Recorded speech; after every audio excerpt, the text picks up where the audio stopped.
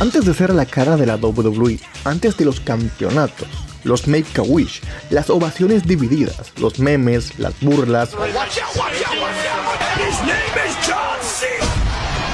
los Let's go Cena, Cena sucks. Los 17 títulos, los 100 cortos, el Hustle, loyalty, respect. Antes de que su nombre fuera más grande que el mismo logo de la empresa, existió un niño en Massachusetts que soñaba con ser alguien, no un superhéroe, no un ícono, simplemente ser alguien. Y la historia de cómo ese niño se convirtió en uno de los pilares más grandes de la cultura pop moderna empieza mucho antes de un ring. Esta es la historia de John Felix Anthony Cena Jr. o John Cena para los compas, contada desde sus raíces hasta el punto donde su destino chocó con la WWE por primera vez y se convirtió en la estrella más grande que esta compañía pudo tener. Un viaje de esfuerzos silenciosos, decisiones difíciles, fracasos dolorosos y momentos que casi lo sacan del negocio antes de siquiera empezar. Porque para entender a un gigante, primero hay que conocer al niño. Esto es Dux el Cuervo y comencemos. John Cena nació el 23 de abril de 1977 en West Newbury, Massachusetts, un pequeño pueblo donde nada histórico, nada interesante pasaba. Era un lugar tranquilo, verde, clásico estado del noreste de Estados Unidos. Iglesias antiguas, familias, casas familiares, parques y un ambiente donde todos se conocen, y el drama más importante es que, oh no, Jake le puso los cuernos a Mary con Elizabeth. No sé, pero era... No sé, así, supongo que así el pueblo, porque no hay puta madre.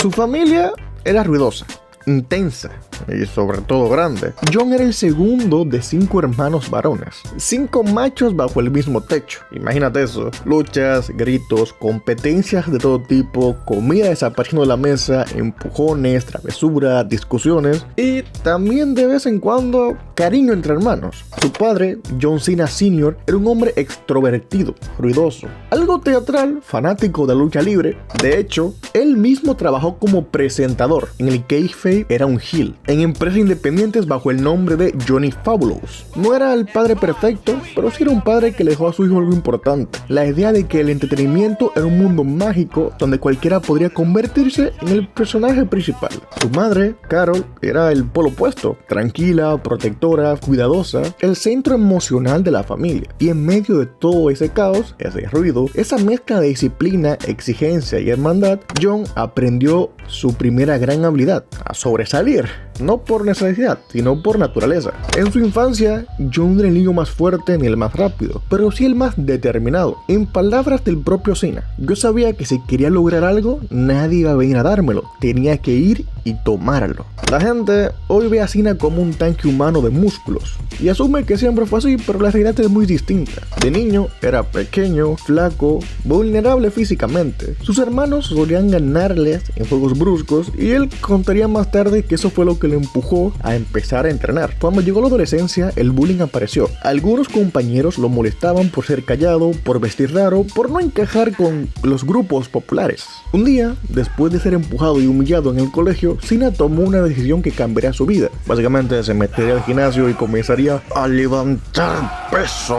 O como diría mi nuevo ídolo, Larry Bird. Aunque nunca le digo Berserk por si acaso, esto es mi propia mierda, así que no crean que fue con la historia.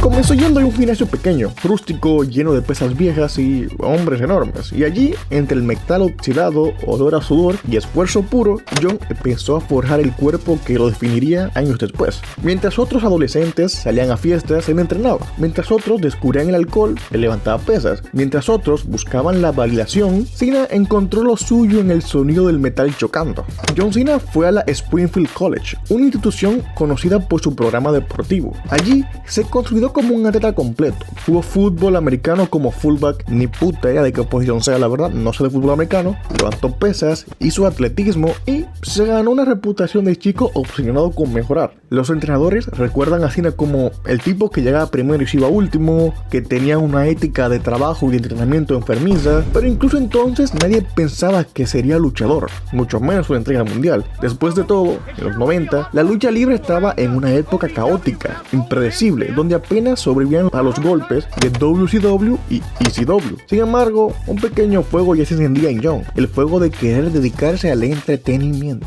Tras graduarse, Cena intentó vivir una vida normal, intentó ser culturista, intentó trabajos regulares, incluso trabajó limpiando baños y doblando toallas en un gimnasio. Pero había algo que no lo dejaba dormir, esa sensación de que había nacido para algo más grande. Obviamente no por una oficina, ni para un trabajo normal. Y un día dijo simplemente, me voy a California, sin dinero, sin plan, solo con su auto y sus sueños. Durmió en su carro por semanas, comía apenas lo justo y se inscribió en el famoso Gold's Gym, donde entrenaban leyendas del fisicoculturismo como Arnold Schwarzenegger. Fue allí donde escuchó por primera vez la frase que cambiaría su vida. Oye, tienes presencia. ¿Nunca pensaste en hacer lucha libre?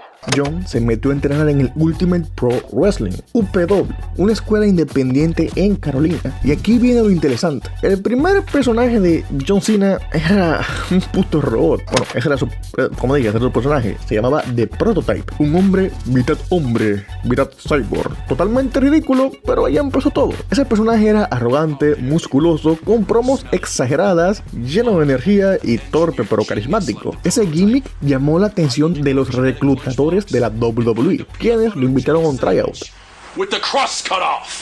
Y ahí conoció el mundo del entretenimiento deportivo profesional por primera vez. La WWE lo firmó y lo envió al territorio de desarrollo, la Ohio Valley Wrestling.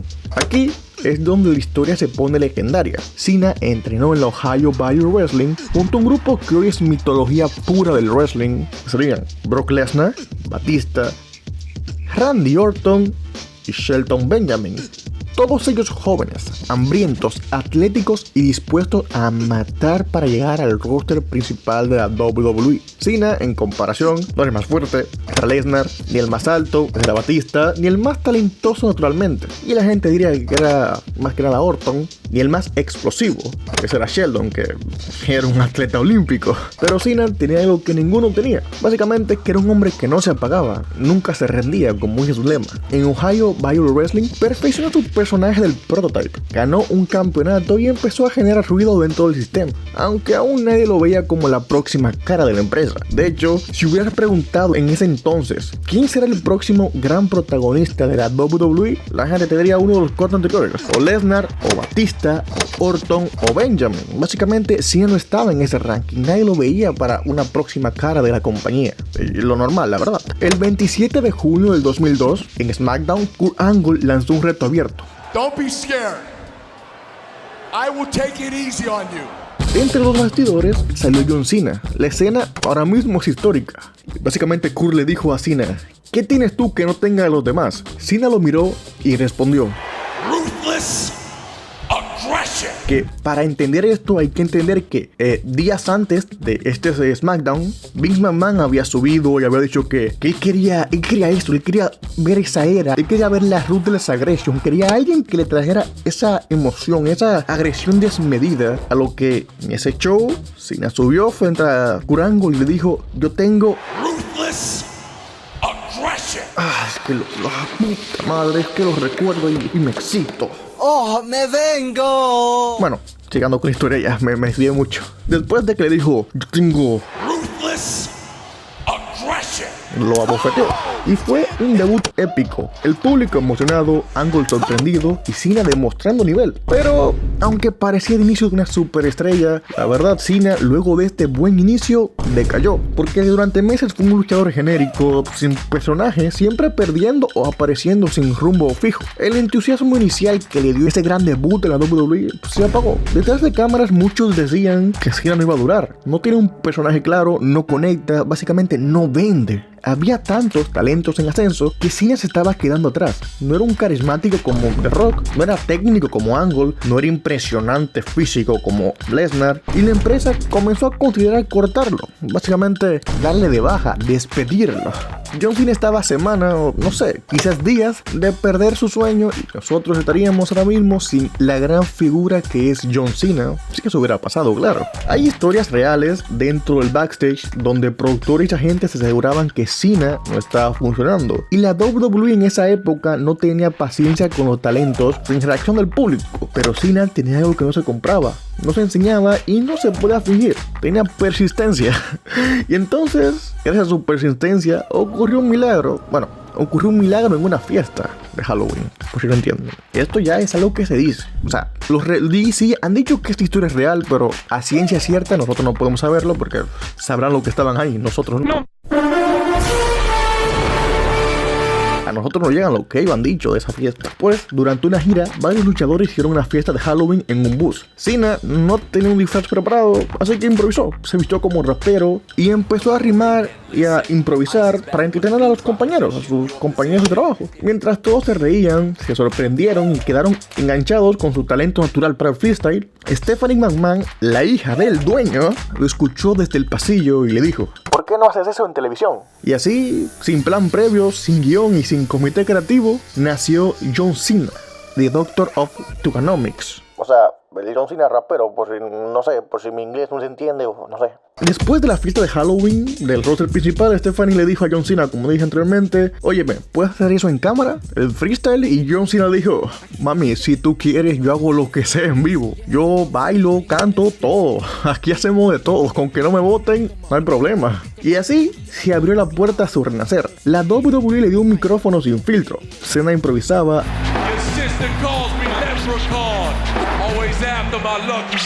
hacía chistes arriesgados, básicamente ofendía, hacía chistes sexuales, chistes agresivos, pero con un carisma imposible de ignorar. Apareció en televisión con una camiseta deportiva grande, una cadena enorme, con un candado por alguna razón, una gorra hacia atrás y empezó a hablar como rapero callejero. Era irreverente, era gracioso y sobre todo era diferente. Y lo más importante, por primera vez en meses, la gente reaccionaba a John Cena de manera positiva. Algunos reían, otros abuchaban, pero nadie se quedaba callado. Finalmente tenía una identidad dentro de la empresa. El Doctor of Thuganomics empezó como un heel, tirándole barras a cualquiera. A Brock Lesnar, a Undertaker, a Kurt Angle, I gotta agree with these people, you suck. Rey Mysterio, a Rikishi, a Eddie Guerrero, a todo el mundo. Nadie se salvaba de que de repente viniera John Cena rapero y comenzara a decirle, no sé, tu mamá es gorda.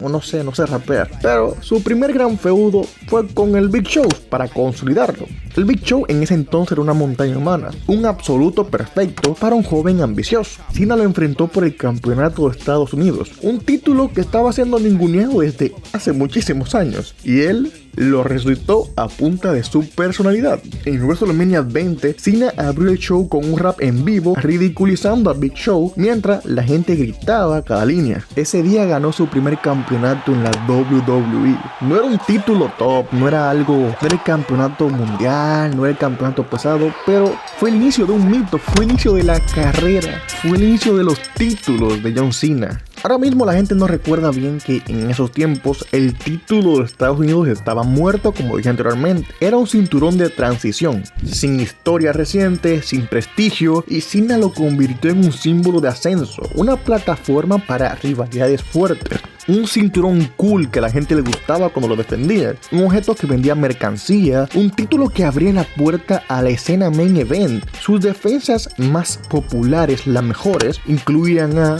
Booker T, René Dupré, no sé cómo se dice, René Dupré, no sé, Rob Van Dam, Carlito Caribbean Cool y Orlando Jordan. Gente, si me preguntan ahora mismo, ¿quién es Orlando Jordan? What the fuck? ¿Y quién poronga es? No sé. No sé quién es Orlando Jordan, la verdad, para mí, no sé, voy a investigar, no sé, a lo mejor es, yo qué sé, Matt Cardona, algo así, Dolph Ziggler, voy a investigar quién putas es Orlando Jordan. Ok, puta madre, disocié, gente, disocié mucho. Bueno, pues a seguir trabajando.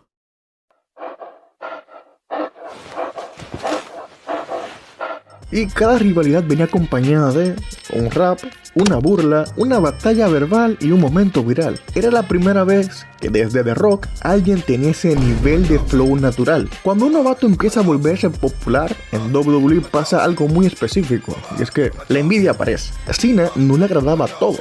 Algunos veteranos pensaban que su estilo era una burla del negocio, otros decían que era muy verde. Algunos simplemente se molestaban por su rápido ascenso. Entre los rumores del backstage, eran algunos como que Cena tenía problemas con la administración, que hubo tensiones por su forma de improvisar, un par de luchadores querían que lo bajaran por su push, pero uno que yo la verdad puedo creer es que Cena luchaba lesionado, pues constantemente con sus luchas no quería perder la oportunidad por luchar más básicamente, así que luchaba lesionado. Cena y Angle tuvieron varias interacciones durante el 2002, antes de que tuviera su personaje, pero su verdadera guerra inició cuando Cena se volvió rudo y encontró su voz. Kurt Angle, uno de los mejores luchadores del mundo, veía a Cena como entretenido sí, pero muy inexperto. Angle sentía que podía aplastarlo literalmente. En sus promos, Angle ridiculizaba a Cena como un wannabe, y Cena le respondía con raps hirientes, personales y precisos. Los combates entre ambos fueron dinámicos, intensos,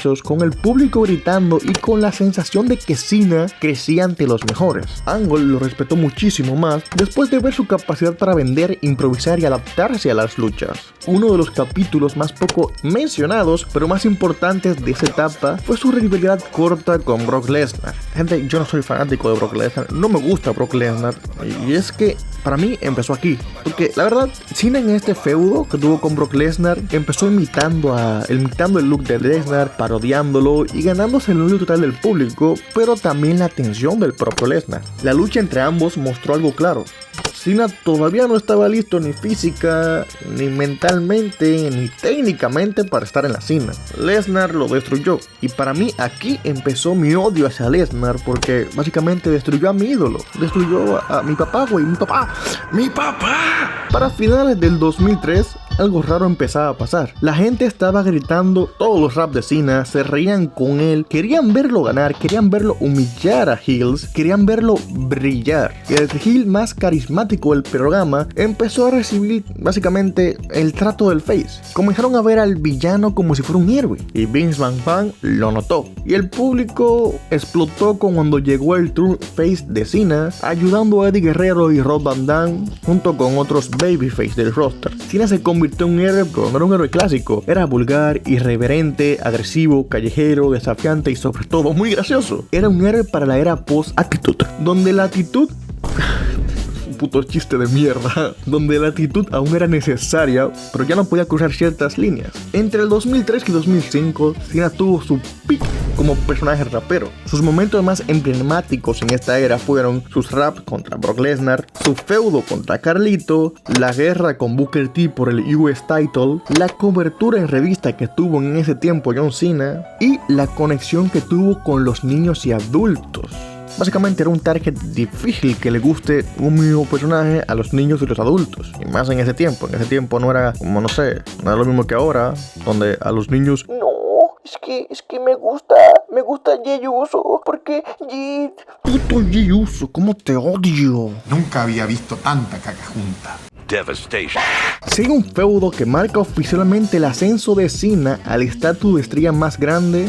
Obviamente John Cena contra JBL. JBL en ese tiempo era un heel conservador, un millonario, un tipo con micrófono de élite y un veterano respetado, con un personaje con poder dentro del backstage. Y Cena era lo opuesto, joven, callejero, irreverente. Ya he dicho irreverente en este video como 5 veces, y si me hace difícil decir irreverente. Puta madre. Básicamente era un contraste perfecto, y en el WrestleMania 21 fue un momento clave. Cena derrotó a JBL y ganó el WWE Championship por primera vez.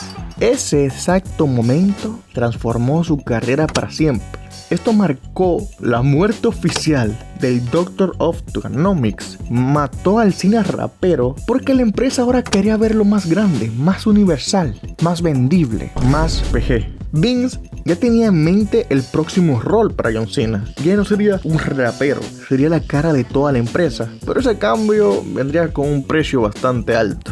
Después del WrestleMania 21 empezó un fenómeno extraño. Fans adultos, especialmente mayores de 18 años, empezaron a abuchear a John Cena. Parte por nostalgia de la Attitude Era, parte por rebeldía, parte porque el rapero duro se volvió demasiado limpio de golpe. Algunos ya lo veían como el nuevo Golden Boy, el protegido de Vince, el tipo con push asegurado.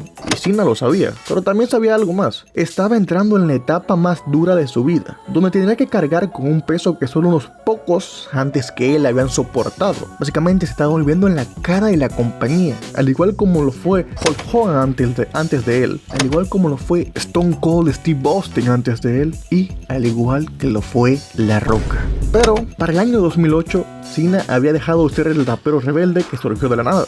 Aquella época era una sombra lejana comparada con lo que venía. La WWE necesitaba una figura central, un nuevo símbolo que guiara la empresa hacia la era PG, un periodo donde el contenido debía suavizarse, los escándalos debían desaparecer y la compañía necesitaba un rostro absolutamente confiable. Ese rostro fue el de John Cena.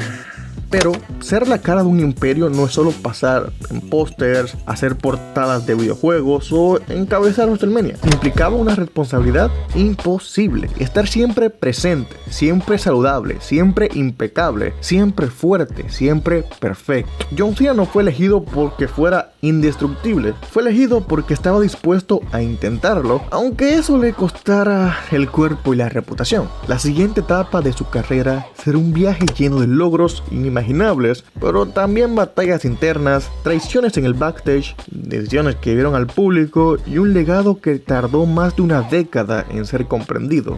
A medida que el 2008 avanzaba, Cena se convirtió en algo más grande que un simple campeón. En televisión era presentado como un hombre que siempre se levanta, el que jamás se rendía, el que regresaba de lesiones imposibles en tiempos que ningún médico podía entender, y cada regreso alimentaba más la narrativa. Cena parecía capaz de superar cualquier obstáculo que se le pusiera enfrente. Pero ese mito no nació por accidente, no nació porque el público lo quería así, nació porque la empresa apostó por él como la fuerza moral y física que debía sostener una nueva era. Cuando un heel se volvía demasiado dominante, Cena era quien lo frenaba. Cuando el público necesitaba un héroe en una historia oscura, Cena era quien aparecía. Y cuando las lesiones devastaban el roster, algo que ocurría varias veces en esos años, Cena era el que mantenía el barco a flote. La consecuencia natural fue que muchos fans comenzaron a verlo como alguien demasiado protegido por la compañía. En una época donde el público adulto quería personajes grises, historias complejas y resultados impredecibles, Cena representaba lo opuesto, un héroe clásico en un mundo que ya no confiaba en los héroes clásicos. Y ese choque ideológico encendió la llama de la polarización más grande que haya tenido un luchador. Si existe una rivalidad que definió a Cena, fue su guerra contra Edge. No era solo lucha libre, era una historia perfectamente escrita sobre dos hombres que representaban visiones opuestas del mundo. Edge era oportunista, el maestro de la trampa, el enemigo inteligente que utilizaba cada hueco del sistema para ganar. Cena era la fuerza bruta mezclada con honestidad absoluta. Edge lo atacaba psicológicamente, ridiculizaba su personaje, secuestraba a su papá, destruía cualquier escenario donde Cena aparecía y lo empujaba hacia límites emocionales que no había explorado. Cada lucha entre ellos tenía una energía peculiar, esa sensación de que ninguno podía existir sin el otro. Básicamente eran el Joker y Batman. Las luchas de TLC, Last Man Standing y múltiples encontronazos marcaron a toda una generación. Edge convertía la arena en un teatro del caos. Cena respondía con resistencia casi sobrehumana. Si Cena necesitaba un villano para consolidarse como protagonista, Edge fue la mejor decisión. Si Edge fue el rival narrativo, Orton fue el rival natural. Ambos surgieron del mismo territorio de desarrollo. Ambos fueron moldeados en la misma camada dorada. Ambos estaban destinados a ser los líderes de la WWE, pero por caminos opuestos. Cena era disciplina, esfuerzo, estructura. Orton, en cambio, era talento puro, impulsividad y rebeldía. La química entre ambos era explosiva porque ninguno quería dejar a que el otro tomara el lugar del hombre en la empresa. Durante años sus luchas fueron psicológicas. A veces Cena era el héroe dominante, otras Orton revelaba su versión más cruel y metódica. Lo fascinante de su rivalidad es que representaba una competencia real, no solo dentro del ring, sino detrás de cámara. No se odiaban, pero sabían que solo uno podía ser la figura absoluta de la compañía en esos años críticos. En el apogeo de su popularidad infantil, Cena se encontró con un fenómeno cultural extraño. Cada arena se dividía en dos bandos. Los niños, las familias y las mujeres lo ovacionaban como el héroe que querían ver ganar, mientras los hombres adultos lo abucheaban con una intensidad que a veces superaba la de los villanos más despreciables de esa época. La gente no abuchaba al Cena humano, no abuchaba a la persona que estaba detrás del personaje, abuchaban la idea de un héroe perfecto, en un mundo donde la perfección parecía falsa. Pero Cena nunca se escondió. Cada noche entraba a la arena sabiendo que sería amado y odiado al mismo tiempo, y aún así sonreía. Su profesionalismo se volvió una marca. Nunca respondió con resentimiento, nunca atacó al público, nunca dejó de trabajar para todos, incluso para aquellos que gritaban que lo odiaban. Con el tiempo, esa actitud reconocida como una de las razones por las cuales Cena sobrevivió a una década de polarización sin romperse psicológicamente. En el 2010 la WWE introdujo a Nexus, un grupo de jóvenes que prometían cambiar las reglas del juego. Su debut fue una invasión caótica que destruyó el ring, golpeó comentaristas y le dio la sensación de que una revolución real había comenzado. Todos esperaban que Nexus se consolidara como una fuerza dominante, hasta que llegó SummerSlam 2010. Ese día, Cena lideró el equipo WWE contra Nexus, y aunque originalmente la historia pedía que Nexus ganara, el resultado fue distinto. Cena venció prácticamente solo a los dos últimos miembros de Nexus, Barrett y Gabriel, cerrando la noche como un héroe absoluto.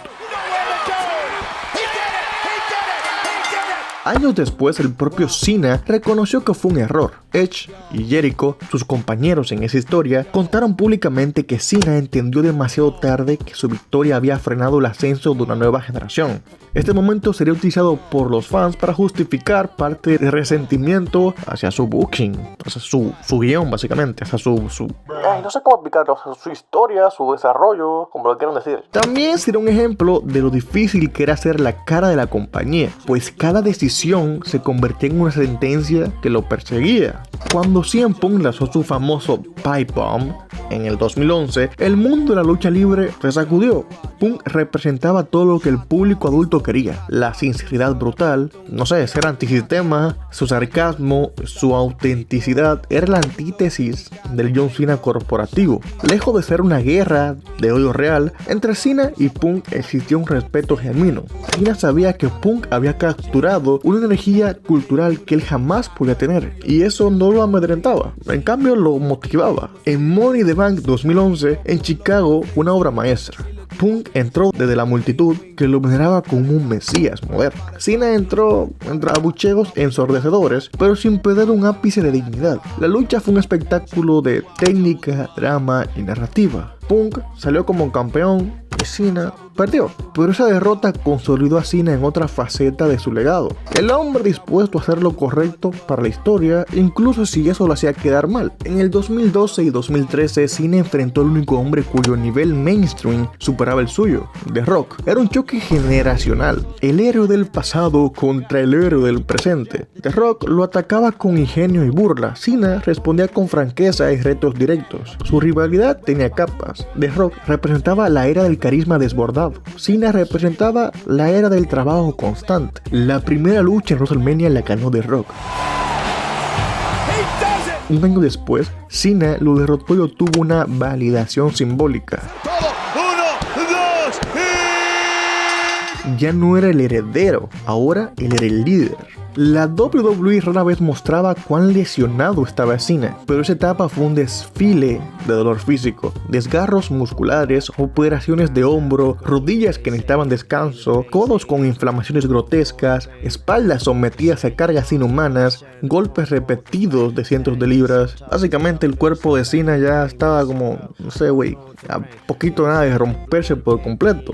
Y siempre regresaba antes de tiempo. Los médicos no podían creerlo. Cena se convirtió en un sinónimo de resistencia, pero esa resistencia tuvo un precio. Terminó pagándolo con años de dolor constante. Cuando muchos decían que Cena estaba acabado como luchador técnico, él sorprendió al mundo en 2015 haciendo retos abiertos semanales por el campeonato de Estados Unidos. Cada lunes entregaba una lucha distinta con estilos diferentes, con rivales jóvenes, con una dedicación que pocos main event habían mostrado. Por primera vez los críticos más duros reconocieron lo que tenían enfrente. Un profesional excepcional, capaz de adaptarse a cualquier oponente. Ese año cambió la percepción del público de sus habilidades en el ring. Y es que para entenderlo mejor hay que tener en cuenta lo siguiente. A Cena le gritaba desde mucho tiempo "You can wrestle", que básicamente no sabes pelear, no puedes pelear.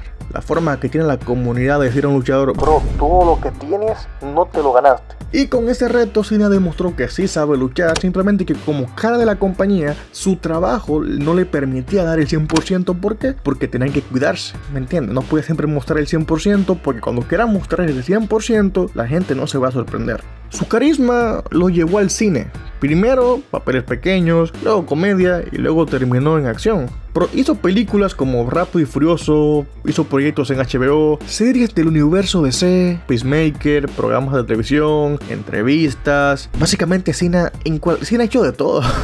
Cena se convirtió en una figura global más allá de la lucha libre, pero nunca abandonó la WWE. Siempre adaptó su vida a estos dos mundos, a su vida como luchador y a su vida como estrella de cine. En estos últimos años, John Cena puso over a Roman Reigns, se sometió al surrealismo del Firefly Funhouse de Bray Wyatt, fue mentor del backstage, intentó impulsar a Theory, siguió cumpliendo deseos de Make-A-Wish, incluso regresó en 2023 y 2024 a WWE como luchador a medio tiempo. En este 2025 Cena se retira, gente, y ya falta poco. Este video seguramente lo sube el día de retiro de John Cena. Es un momento triste.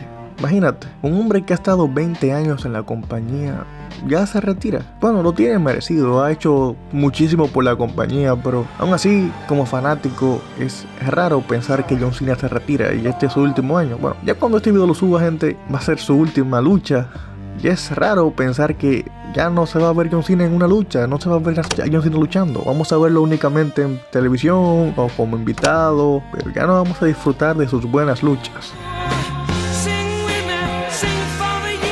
Pero bueno, en ese 2025 tenemos a John Cena en Royal Rumble, donde perdió contra el hijo de perra de Jey Uso. Puta madre, ¿por qué perdió contra Jey Uso? Me cago en todo, triple calvas. Luego lo tuvimos en Elimination Chamber, donde le ganó a CM Punk. Ayuda a hacer Rollins, pero le ganó. Luego creo que fue Money in the Bank, donde se hizo su turn heel, que fue una cagada, porque La Roca se metió y también Travis Scott. ¿Qué hacía Travis Scott ahí? No lo sé. Tuvimos el WrestleMania, donde tuvo una lucha aburrida, a mi parecer. A mí me pareció aburrida, a ustedes no me importa si les gustó, a mí me pareció aburrida. Y que por alguna razón hicieron ver como que ganó porque Travis Scott lo ayudó. Una cagada, la verdad, para lo que es el último WrestleMania de John Cena. Luego tuvimos una buena lucha en SummerSlam, que yo fui a verla en vivo por si acaso. Luego tuvimos su mierda de lucha con Brock Lesnar. Brother, ¿para qué hace que Brock Lesnar le gane a tu luchador más? No, puta madre. ¿Cómo hace que Brock Lesnar le gane a tu luchador más importante? Y nada, como si fuera un puto novato, como si fuera un jobber. Luego tenemos cómo ganó el campeonato contra Dominic Mysterio. Fue una lucha, aunque técnicamente no fue buena, me gustó mucho y la verdad me sacó una lágrima cuando la vi. Lo vamos a ver de nuevo contra Dominic Mysterio en Survivor Series. Lo voy a ver únicamente por John Cena, pero no me interesa los Wargames, no me interesan. Y como dije, ya cuando este video se suba, John Cena se habrá ido de la WWE. Bueno, no se habrá ido, simplemente se retiró. Y ese día, gente, cuando sube este video, lo voy a subir con los ojos llenos de lágrimas, porque se va el héroe más grande que he tenido en mi puta vida. Y sí, yo sé que la lucha libre es falsa, sí sé que no es real, sí sé que son actuados, sí sé que es... No me importa, simplemente esta parte del video soy yo desahogándome de lo mucho que me gusta John Cena y de lo agradecido que estoy con John Cena, aunque no lo conozca nunca, no sé, por introducirme a la lucha libre básicamente. Y nada, gente, aquí acabó este video. Literalmente los últimos 5 minutos fueron yo divagando, llorando porque John Cena se iba. Así que, gente, cuídense, cómanse todas sus verduras y, como diría un grande,